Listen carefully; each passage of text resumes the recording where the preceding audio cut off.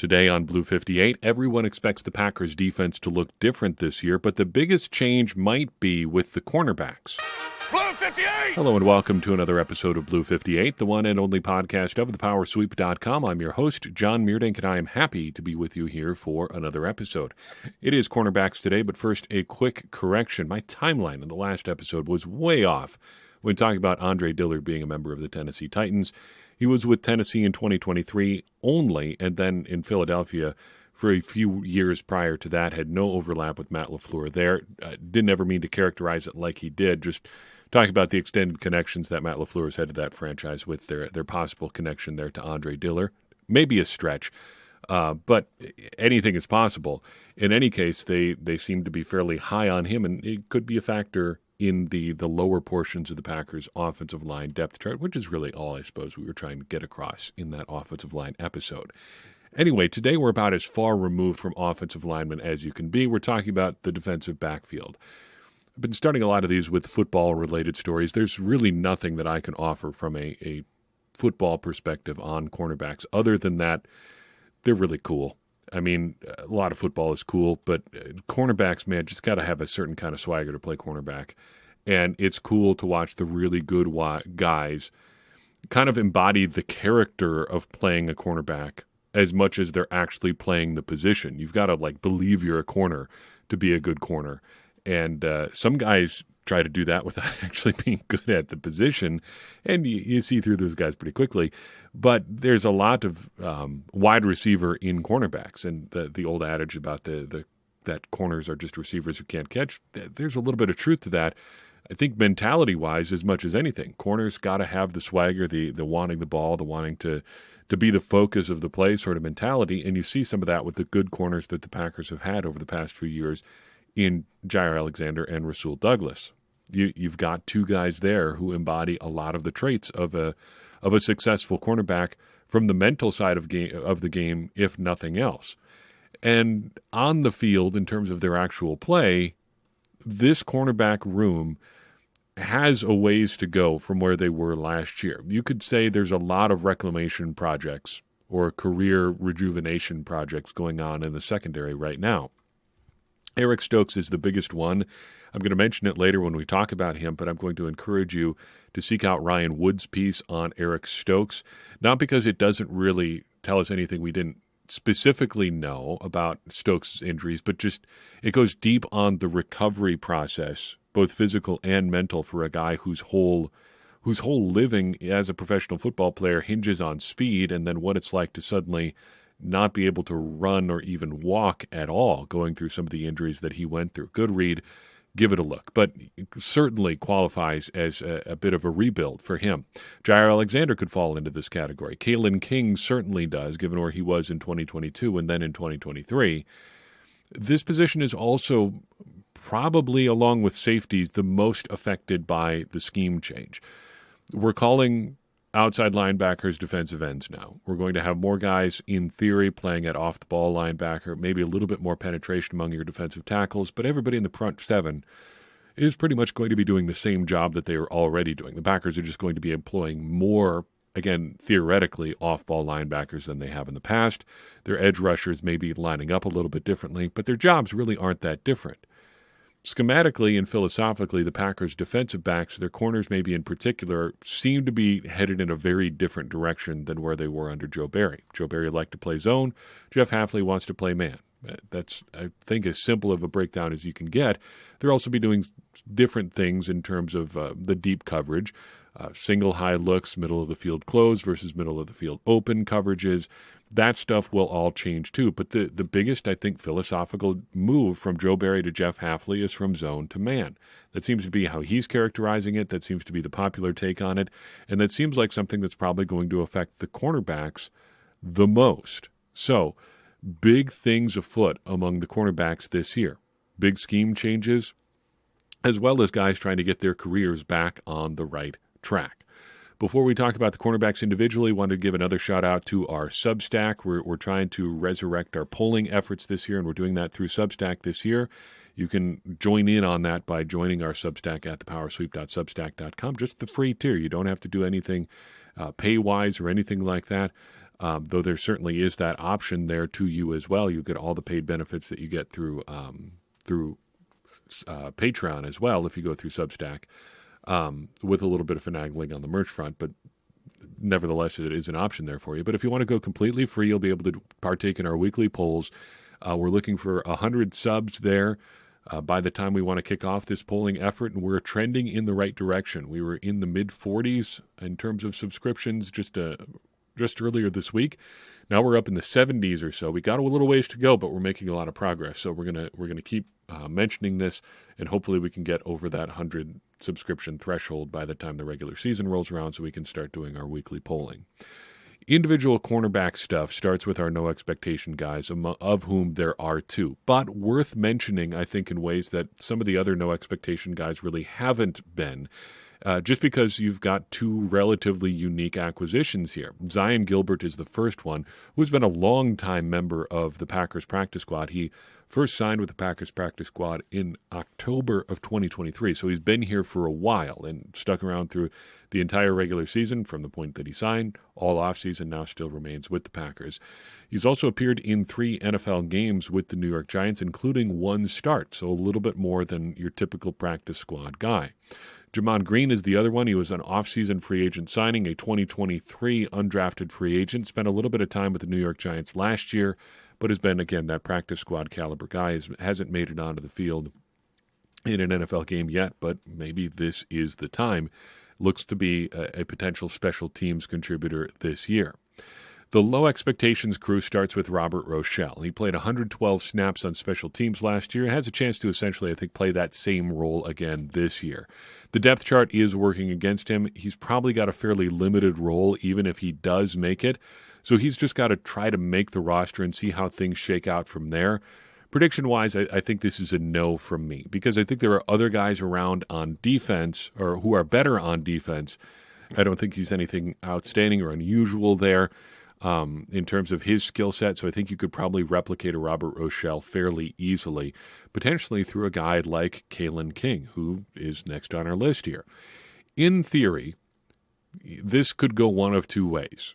He could be the steal of the draft, the Packers bringing him on in the 7th round, or the entire NFL, including the Packers, could be proven exactly right in letting him last until the 7th round. Prior to the 2023 season, he was thought of as potentially a fringe first-round pick based on the strength of his 2022 season. Unfortunately for him, things did not go particularly well in 2023, pushing him all the way to the end of the draft rather than the very, very top.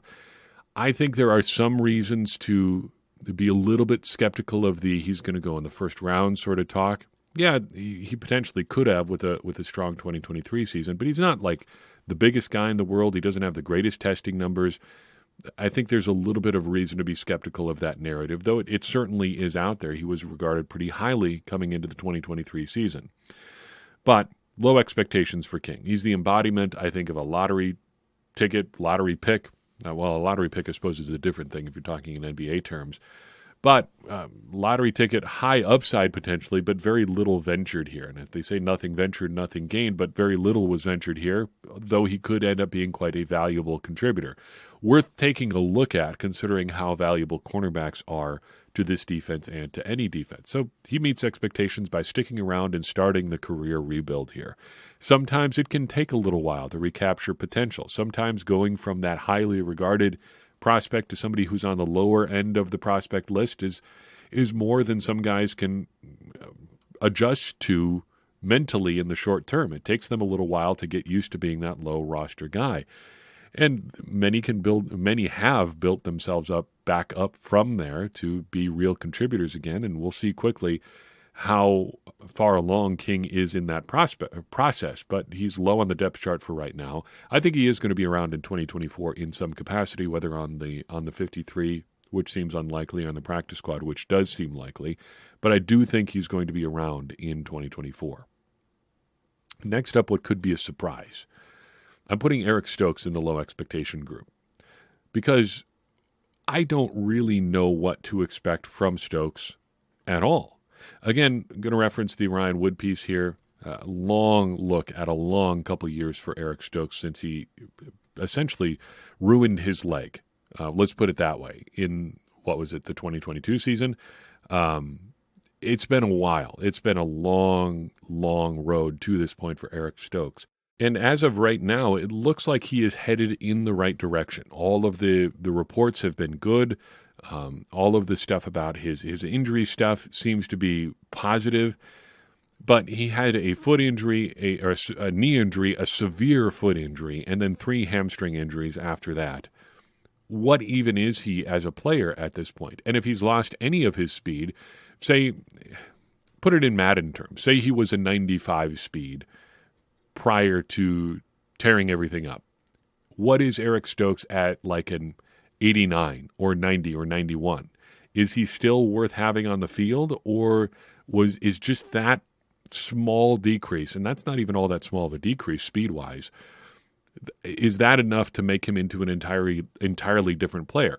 We don't know. We don't know what's left of him as a player at this point because we've just seen so little of him on the field since that initial big injury. What we did see last year didn't look particularly good, but as you might see in the Ryan Wood piece, and this is the player's recollection of it and the player's assessment of it, so take it with a grain of salt, but he said he basically had to learn how to move again as a player. That might sound really bad if you're looking for him to have his athletic abilities all back, but it could just be he was out of football for so long, essentially, that he had to relearn how to play. There's some truth to that with a lot of guys that we've seen. It takes a while to figure out where you're at again and to trust your, let's be real, surgically repaired body parts. That sounds kind of gross, and that sounds really unnerving and unsettling, and I think it is for a lot of guys. They got to figure out what their body can do again, and Stokes, for his part, was not at that point last year, so he's got to figure out how to get back to the point where he is comfortable, where he can do things on the field again, and until then, I think we're just waiting to see what that is. So he meets expectations by just going through the process here. If that rebuilding process is a process, the first step in that process is getting to the 53-man roster. That should be his only focus right now. I think he's a good bet to make the 53. You would think that's an easy bar to clear, right? Let's hope so. But the first step is just getting to the 53, and then he's got to play good football from there. I predict he's going to play at least 8 games this year, setting a fairly low bar, but he's not going to play in every game. Let's say 8 to 13 games for this year for Eric Stokes, as I think they try to work him along a little bit heading into what should be a better year for him going forward. Let's hope so for his sake, because it's been really disappointing to watch. Just you feel for the guy going through that many injuries, because some guys just don't get back to where they were pre-injury. Moderate Expectations crew has 2 guys that are not quite interchangeable, but I think fairly close to interchangeable expectations-wide. First up is Corey Ballantyne, a bit of a surprise player in the 2023 secondary. Was a midseason signing in 2022, played 17 snaps on defense and 106 snaps on special teams in the 8 games he was with the Packers or on the active roster in 2022. In 2023, a very different story. Plays nearly 500 snaps on defense in the regular season, easily clears that if you include postseason, and 114 snaps on special teams. I think that qualifies fairly easily as a surprise. Was he any good? Your mileage may vary. 8 ball hawks, 8 plays on the ball, tied for second among Packers defensive backs last year, had 4 games with a Pro Football Focus grade of 70 or better, pretty good, but he also had 4 games with a grade of 53.6 or worse, including 3 games in the 40s. Boom or bust seems like a pretty good way to put it. But let's put it this way as well. He was very willing. The Packers were not in a great spot with their defensive backs for a lot of last season. Carrington Valentine and Corey Ballantyne were their top 2 guys for a lot of the season because of injuries to Eric Stokes and Jair Alexander.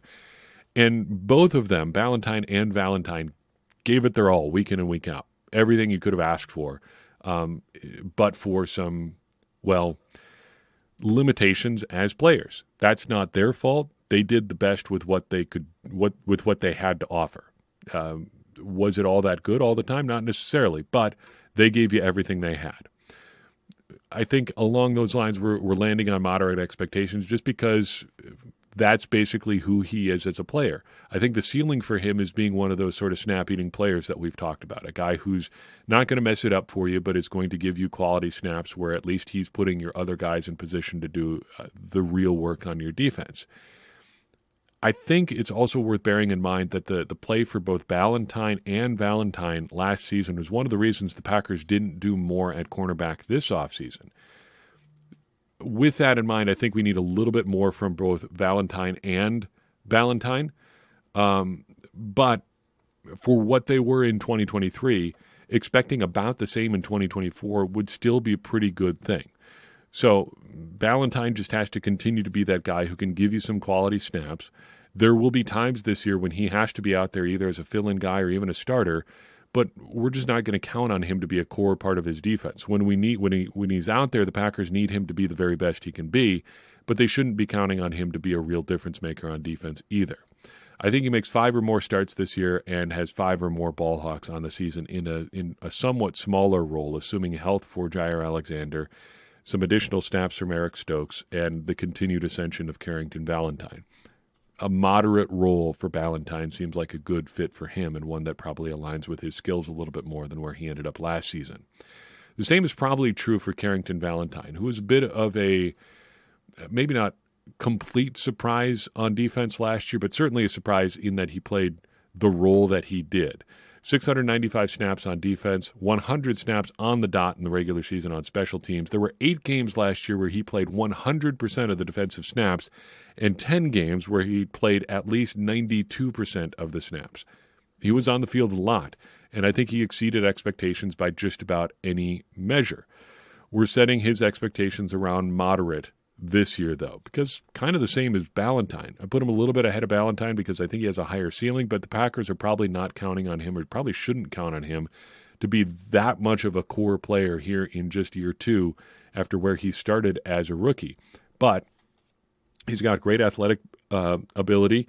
He certainly is willing, and he certainly has the mentality to be a high-end cornerback. I think you just have to temper expectations a little bit, trying to figure out where he fits in this new defensive scheme. So he's just got to give the Packers quality defensive snaps whenever he's out there. I would like to see him take a step forward in consistency and take a little bit of a step forward in overall quality. Prediction-wise, I think we see his season-long PFF grade jump from a 57 overall to a 65 at least.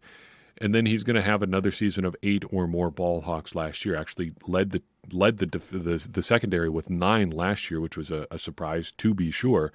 But certainly was willing and able to make those plays when they were available to him. Our high expectations group shouldn't be that big of a surprise. The 2 biggest names in the secondary outside of Xavier McKinney right now are Jair Alexander and Keyshawn Nixon, and Keyshawn Nixon is where we start for our high expectations crew. He's been a fun story since he arrived in Green Bay. A surprise All-Pro in 2022 after his kick return explosion, and we have to emphasize yet again how weird that was. He had exactly 6 career kickoff returns prior to 2022. Then he had 35 in 2022 alone. That's surprising enough on its own. Essentially, he's never done this job, but then starts doing it like crazy in 2022 and is very, very successful doing it.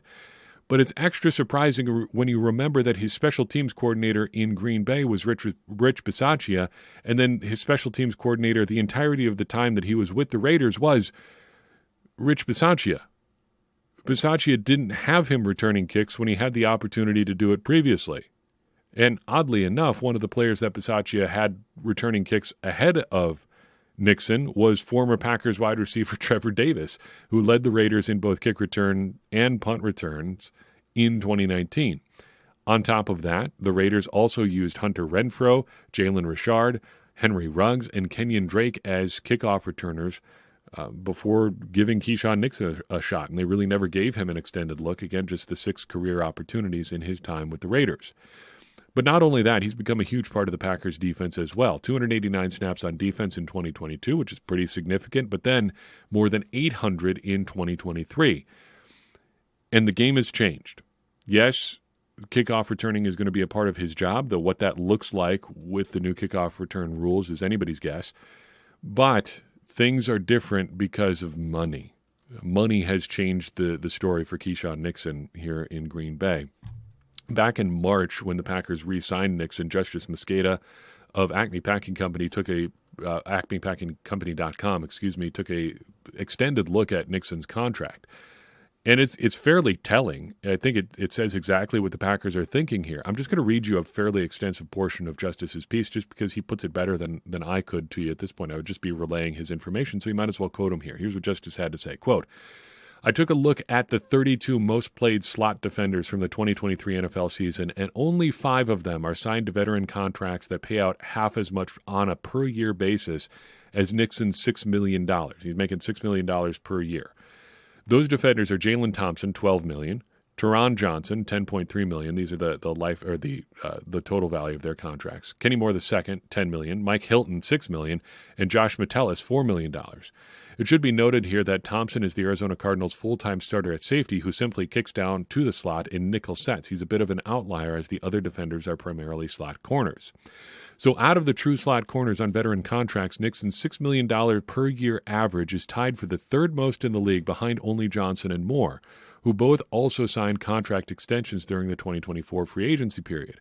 So there you have it. Nixon's being paid like a top 3 player at his position. If you're wondering if the Packers are really going to push Nixon for that starting slot defender job, that should answer the question. Sure, maybe some of that money comes from the value of that Nixon adds as a return specialist, as he's recorded back-to-back first-team All-Pro seasons. But few veteran kick returners in the league are signed to multi-year veteran contracts, let alone for $6 million per season. Remember, only 5 non-Nixon slot defender veterans are even making half of what Nixon is going to receive on a per-year basis, and one of those players is a full-time starting defender who just moves into the slot in 5 defensive backs looks. Even if half that money Nixon is set to earn is due to his return ability, it would still rank him among the highest-paid slot defenders in the league. The Packers have spoken with their dollars, end quote. What else do you want there? The Packers are paying Nixon like he's a premier slot defender. He's going to play there a lot, but he's going to have to play very well, I think, to justify that contract, because if they just wanted him for the return stuff, you probably could have had him for a lot cheaper, and if you were just committing to him for the return stuff, maybe you want to go in a different direction there, salary cap-wise. But the Packers think he can play like a top-flight slot defender because they're paying him like one. Remember, contracts are not for past performance, they're for future performance. That's what they're not giving this to him as a last 2 years achievement award. They think he can be a good slot defender from here on out. So what does that look like? Well, he's got to be that. We need sure tackling. We need plays on the ball. He's got to be a defender, not just a special team player playing defense because they have no other options. And remember, the last couple of years, the Packers did not have a lot of other options in the slot. This year, they do. Javon Bullard could be a slot option. Xavier McKinney could be a slot option. If you want to get really wild and crazy, Evan Williams could be a slot option in theory. But Nixon is getting the big money. They've shelled out big money for this option, even if they now have other options. Nixon needs to be that guy. I think he's still going to lead the league in kick return attempts. I think we're going to see a career high in ball hawks from Nixon this year. He's going to make plays on the ball because they're going to be counting on him to be out on the field. I also think we're going to see a fairly high passer rating allowed from Nixon this year, between 95 and 105, according to Pro Football Focus's measure of the stat there. Basically, I think a lot of boomer bust stuff from Nixon this year, which is fine. He's got the chops to do it. He certainly seems mentally tough enough to be out there giving up plays but battling back later in the game. It remains to be seen how good an idea it is to commit to him being your slot defender on the basis the Packers probably are for as long as he remains in Green Bay. Then we conclude with Jair Alexander. Outside of Eric Stokes, he is the one who needs a rebuilding year the most. He has played in just 27 of the Packers' last 51 regular season games, and when he's been on the field, he's been fairly inconsistent. He really hasn't been the Jair Alexander that I have in my mind, which is probably 2020-era Jair Alexander, since really 2020. He's made the Pro Bowl in 2022, but in 21 and 23, just 13 games combined. It really wasn't enough out of Jair Alexander. He knows that. The Packers know that. It's not news to anybody. But expectations are high. He's paid like one of the top corners in the league, and he hasn't been that. But he still remains in the conversation as the Packers' best defensive player. He's right up there with their other solid defensive players, up there with Kenny Clark, up there with Rashawn Gary, up there with Xavier McKinney. We just need to see it on a consistent basis over an entire season. And I think if there's anybody in the secondary who's going to have a one-to-one benefit with the new defensive coordinator, it's probably Jair Alexander. His frustration with Joe Barry was palpable at times, especially in 2022, less so in 2023, just because he wasn't on the field as much. But he should benefit from playing in a more man-heavy scheme. So he's got to be that guy again. He's got to be the playmaker, the shutdown corner, the tone setter in that secondary. Right now, I don't even know if the Packers are looking at him to be that guy with Xavier McKinney around. But Alexander has the swagger, the reputation. He needs to play up to the reputation, play up to the contract, just play well with a new opportunity here in Green Bay. I think he's going to respond. I think we're looking at another Pro Bowl caliber year from Alexander. Let's put that on the predictions too. He's going to make the Pro Bowl this year. I think he leads the Packers in ball hawks. That's been something of a struggle for him the last couple seasons, but he can certainly do it. And I think he gets his coverage grade above 80 for the first time since 2022. He hasn't consistently been high in a while, but I think he playing in a more man-heavy scheme, I think he can do it, and I think he will do it. I'm optimistic on Jair Alexander. If there's anybody who seems unbothered by pressure or circumstances, it's probably him. So if he can get all of his focus pointed in the right direction, and there's no reason to think that he can't, I think we're looking at a big year from Jair Alexander and a big year for one of the Packers' most important defenders. So I've got for you in this episode of Blue 58. I appreciate tuning in. I would appreciate it even more if you take a second and share this episode with someone you think would enjoy it. It's going to help more people find the show and get more people involved in this conversation that you and I are having about the Green Bay Packers, which in turn is going to help all of us, me included, become smarter Packers fans. And as I always say, smarter Packers fans are better Packers fans, and better Packers fans are what we all want to be. I'm your host, John Meerdink. We'll see you next time on Blue 58.